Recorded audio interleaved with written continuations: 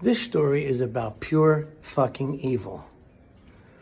About an American system that's turned on its own citizens. Never in my lifetime did I think I would ever be witness to such an event. But about a week ago, I listened to a woman, Deborah Dorbit, who was pregnant in Florida with a child.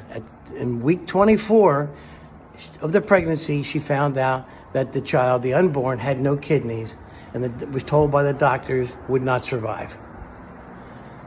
And the doctors also told her that they could not abort because for fear they could be arrested, they could lose their license, they could go to jail, they could do whatever. So she was faced with a choice of either leaving the state, seeking some other area to get an abortion. They did not have the financial resources to take that choice, or she can just go to full term and as a high-risk pregnancy and with a potential life-threatening scenario as a result of it, caused by things like preeclampsia. This is Americans doing this shit to other Americans. No wonder Ronnie signed an abortion bill in the middle of the night. And the Supreme Court and Clarence and those clowns, they started all this. This woman wound up, her story, when the baby was born, Milo was the child's name, she held that baby for 99 minutes and said she was there for the baby's first breath and his last breath.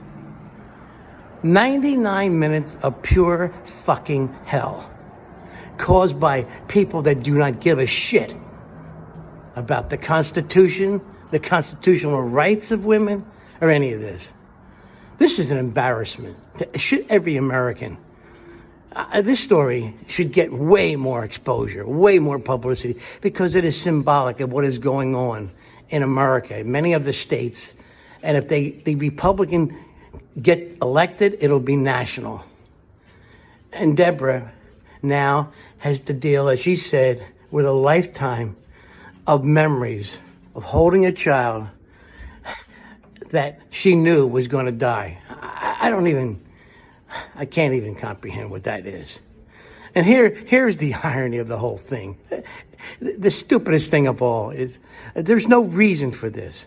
Because the cost, the healthcare cost, let's put all the emotion, all the human side. God forbid we should deal with people's feelings. I wouldn't want Ronnie to get mad at me because I actually give a shit about the people that he supposedly is looking out for. Do you realize the cost to the system of her going full term as a high-risk pregnancy, as opposed to having the only logical thing to do, have an abortion, so that she would not have a lifetime of depression and what have you? There's not a single reason on the planet, none, to justify what I just told you. None. This is just pure fucking evil, as I started out by saying. And this is a story. I'm going to repeat this later on in future postings, because to hear this woman and what she went through, for no reason, because of politics and bullshit and people wanting to exert their power over the vulnerable. Ronnie DeSantis is a fucking asshole. And all the people that participate in this war on women and children and families,